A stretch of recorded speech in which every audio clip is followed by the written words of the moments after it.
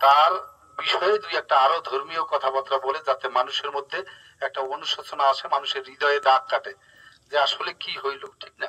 এই জায়গাটা রেখে অন্য কথাবার্তা বলা আসলে সমীচীন নয়, এটা আমি মনে করি। যাই হোক, যে ব্যক্তিকে কালকে একটা অনাকাঙ্ক্ষিত ঘটনার কারণে যে সে ছুরিকাঘাতে আঘাত করে তাকে মারছে, নির্মম ভাবে মারছে। আমরা এই যে সিসি ফুটেজটা আজকে অন্তত 20 বার তদন্ত ছিল, আমরা দেখেছি কি কিভাবে কি করছে, কত নির্মম ভাবে তাকে মারছে। এই বিষয়টা আমরা উপলব্ধি করেছি, তাকে ধরেছি, তাকে আইনের আওতায় এনেছি। এবং আপনারা এতটুকু নিশ্চিত থাকতে পারেন যে যেভাবে আমাদের কাছে তথ্যপত্র আছে, এগুলোর মাধ্যমে সর্বোচ্চ সাজা নিশ্চিত করা যাবে। তার তার যে পাপ, এই পাপের প্রায়শ্চিত্ত সে ভোগ করবে, এটা আপনারা নিশ্চিত থাকতে পারেন।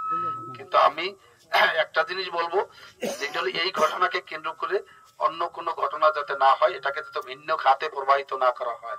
এমনি বিশ্বের অবস্থা ভালো না, দেশের অবস্থা ভালো না। এই জায়গায় আমরা যাতে কেউ কোনো উস্কানিমূলক কথা না বলি এবং জিনিসটার অন্যদিকে না নেই, ঠিক না?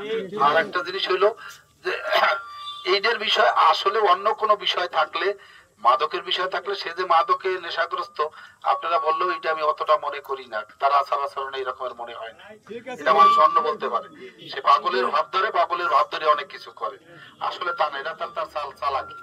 যাই হোক, অন্য কোনো বিষয়ে যদি কথা থাকে আপনারা একটা সমাজে একটা জায়গায় ডাকবেন, আমাদেরকে বলবেন। আমরা আসলে আপনাদের কথা শোনার জন্য, আপনাদের কাজ করার জন্য এই জায়গায় আসছি।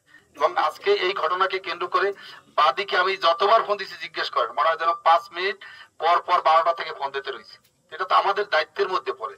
মানুষ বিভিন্ন রকমের ভিন্ন খাতে প্রবাহিত করার জন্য তৎপরতা চালায়, এটারে আমরা এইভাবে নেব না। আমি আর কথা বলবো না, আমরা আমাদের মতো কাজ করি, আপনারা আমাদের কাজকে সহযোগিতা করবেন। দেখবেন যে আমরা আসলে লক্ষ্যে পৌঁছাইতে পারি কিনা, তখন আপনারা আবার প্রশ্নবিদ্ধ করেন, প্রশ্নের আওতায় আনেন যে না, আপনার কথার সাথে কাজের কোনো মিল নাই।